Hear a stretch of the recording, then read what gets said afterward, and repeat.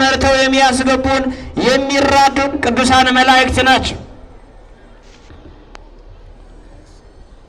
ቃሉን አድምጡ፣ እርሱን ስሙ። ስሜ በእርሱ ስለሆነ ይቅር አይልምና፣ ኃጢአት ብትሰሩ ይቅር አይልምና አታስመርሩት። እርሱን አድምጡት መልአኩን፣ እርሱን ስሙት መልአኩን።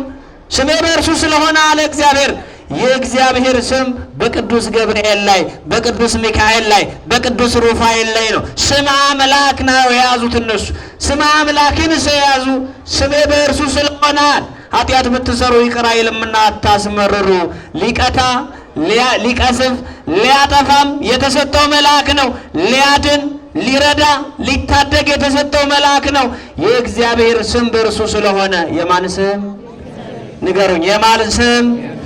የእግዚአብሔር ስም። ኤል የሚለው የእግዚአብሔር ስም በቅዱሳን መላእክቱ ስም መጨረሻ ላይ አለ። ስም አምላክ ነው ስማቸው። ስለዚህ ይሄ ስም ኃይልን ያደርጋል። ይሄ ስም ተአምር ይሰራል። ይሄ ስም ገድል ይፈጽማል። ይሄ ስም በሃይማኖት ያጸናል። ይሄ ስም በምግባር ያጸናል። ይሄ ስም በገድል ያስጨክናል፣ በትሩፋት ያበለጽጋል። በዚህ በትንቢተ ዳንኤል በምዕራፍ 3 ላይ እንደተገለጸው እነዚያ ወደ ባቢሎን ተማርከው ከወረዱት ሕዝቦች ከእስራኤል ሕዝቦች መካከል ጠቢባን ሆነው የተመረጡ 3ቱ ሕፃናት አራተኛ ዳንኤል ነው። እነዚህ በእምነት የጸኑ ናቸው። እግዚአብሔርን በእምነት ያከበሩ ናቸው።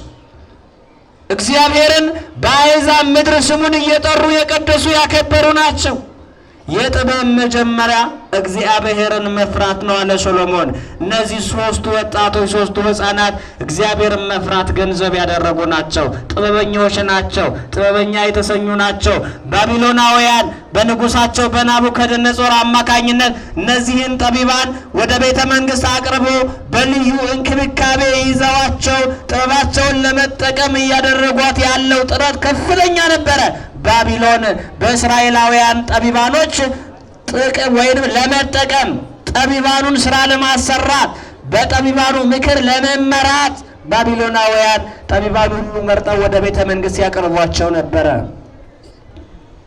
ነገር ግን በዚህ የባቢሎን ገዢ የነበረው ናቡከደነጾር እግዚአብሔርን የማያውቅ እግዚአብሔርን የማይፈራ ከሃዲ ንጉሥ ነው። ጣዖት አምላኪ ጣዖት አስመላኪ ንጉሥ ነው። ንጉሡ ናቡከደነጾር